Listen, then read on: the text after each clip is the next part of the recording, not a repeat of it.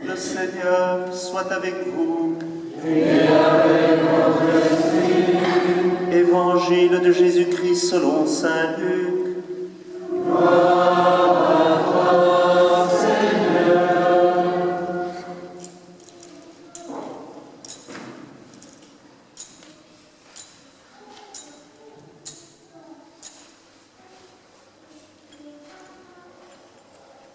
En ce temps-là, Jésus entra dans un village. Une femme nommée Marthe le reçut. Elle avait une sœur appelée Marie qui, s'étant assise aux pieds du Seigneur, écoutait sa parole. Quant à Marthe, elle était accaparée par les multiples occupations du service. Elle intervint et dit : « Seigneur, cela ne te fait rien que ma sœur m'ait laissé faire seule le service. Dis-lui donc de m'aider. »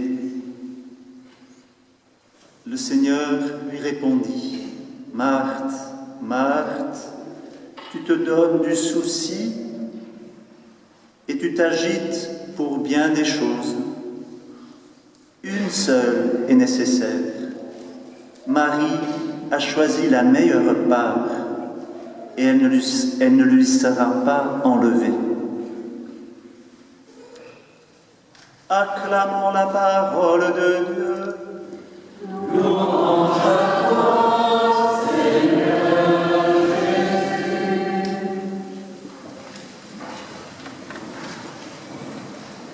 Les enfants qui le désirent peuvent aller avec frère Bernardin qui expliquera cette parole de l'Écriture.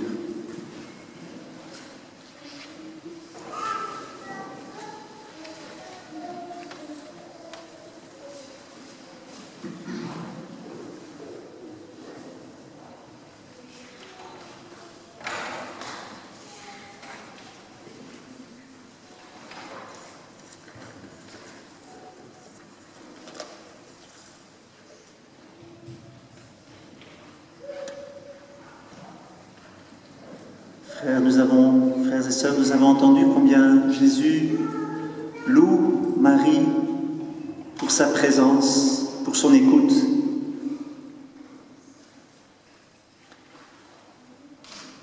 Et peut-être que, spécialement pendant ce temps de l'été, il faudrait demander cette grâce à Jésus, cette grâce à Marie, à l'Esprit Saint, de nous aussi pouvoir prendre un peu de temps pour écouter Jésus, peut-être plus que pendant l'année, puisque pendant l'année on dit qu'on n'a pas le temps.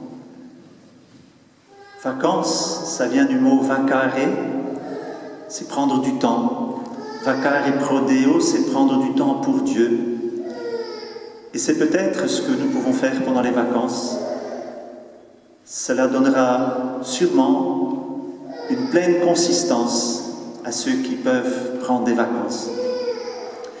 Mais ce n'est pas que pour ceux qui prennent des vacances, et ce n'est pas réservé aux religieux non plus. L'écoute de la parole, ou prendre du temps pour être assis au pied de Jésus, ce n'est pas réservé aux religieux, aux prêtres, aux diacres. C'est réservé à tout baptisé, à toute personne qui cherche à aimer Dieu. Écouter, se mettre à l'écoute. Moi, personnellement, je peux dire que pour moi, dans ma vie de religieux, c'est le moment le plus important de ma journée. Au lever, de pouvoir m'habiller rapidement pour aller ici, dans la basilique, pour prier, une demi-heure, trois quarts d'heure, une heure, et rester en silence. Je connais des laïcs qui font cet exercice tous les jours et qui se mettent à écouter Jésus dans le silence de leur cœur, avec ou sans une parole de Dieu. C'est exactement ce que Jésus loue en Marie. Puisse Jésus louer aussi notre écoute. Nous louer pour notre écoute. Dans un sanctuaire marial, on peut être très particulièrement sensible à cela, parce que c'est aussi pour cela que Jésus loue la Vierge Marie. elle garde la parole. Elle écoute et elle garde la parole. Nous entendions dans les lectures combien Dieu est l'ami des hommes. Jésus passa dans un village et Marthe le reçut. Ou bien le Seigneur y passa. Abraham était là au plein milieu du jour, dans le moment le plus chaud de la journée, il était assis devant sa porte. Et Yahvé passe, le Seigneur passe. Les exégètes disent c'est soit le Seigneur, Yahvé, avec 2 anges. D'autres disent que c'est la Trinité en personne qui passe. Nous connaissons ce tableau, c'est une belle icône d'André Roublieff qui représente les 3 anges qui viennent visiter Abraham, qui viennent annoncer cette profonde et mystérieuse fécondité que le sein de Sarah connaîtra, puisqu'un an après, elle enfantera.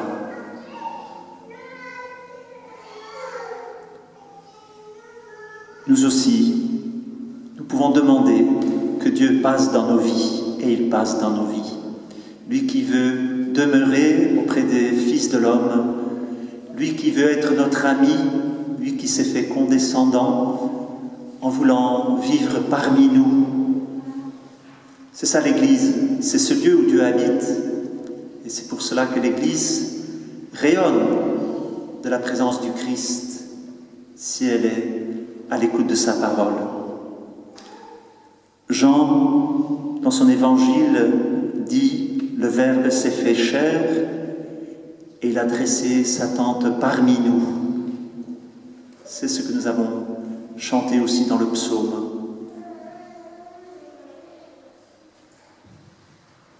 Quand on pense à cet évangile, facilement on fait des caricatures. Est-ce que je suis plus Marthe? Est-ce que je suis plus Marie? Et je ne crois pas que le Seigneur nous demande de faire des caricatures. Ce serait un peu frustrant, parce que quelques-uns d'entre nous, disons, on est plutôt des actifs, donc c'est pas pour moi, cette béatitude d'écouter Jésus. Ou d'autres qui font du zen disent, moi je reçois tout, puisque je suis zen et j'écoute, je suis tranquille, je suis au pied de Jésus, peut-être. Mais peut-être qu'on cherche aussi le repos pour lui-même, sans chercher le repos auprès du Seigneur. Ne faisons pas les caricatures d'être soit des actifs, soit des contemplatifs. Il ne s'agit pas d'être Marthe et Marie. Pour cela, je voudrais vous proposer de regarder le mystère de Dieu. Le mystère de la Trinité, que nous connaissons si peu, mais dont les théologiens depuis 2000 ans parlent. Parce qu'en Dieu, il y a une activité que je pourrais appeler une activité perpétuelle. Le théologien dira que le Père engendre son Fils éternellement dans un mouvement continu et que ce qui lie le Père au Fils, c'est l'Esprit Saint et ce mouvement est perpétuel. Il y a pourtant un repos éternel en Dieu. Nous le savons, chaque fois que nous célébrons les funérailles ou que nous pensons à nos défunts, nous pensons à ce repos éternel dans lequel nos défunts sont enfouis. Mais ils contemplent cette activité incessante de Dieu. Et c'est pour cela que nous pouvons déjà nous réjouir sur terre, que un jour nous participerons pleinement à cette vie de Dieu. Elle sera en nous. Nous participerons dans cette vie de la Trinité. Donc, ne faisons pas la caricature, Dieu est-il actif ou Dieu est-il au repos? Dieu, en tant qu'il est éternel, qu'il est Dieu, il est infiniment actif et infiniment au repos. Et quand on voit Jésus, qui quelquefois dans l'Évangile n'a pas le temps de se reposer, pas le temps de manger, il agit, il guérit, et puis après il s'en va dans la montagne pour prier, et puis le matin très tôt déjà il est de nouveau là. On se demande comment il fait. eh bien, là aussi, ne faisons pas l'opposition. Est-ce qu'il est actif? Est-ce qu'il est passif? Est-ce qu'il est au repos? Les deux grâces, Marthe et Marie, habitent le cœur de Jésus. Et peut-être que nous pouvons demander cette même grâce. C'est peut-être bien le propre de la vie. Quand on regarde, par exemple, la vie de la terre, pardon si je passe de Dieu à notre pauvre terre, mais notre terre, elle a aussi été créée par lui.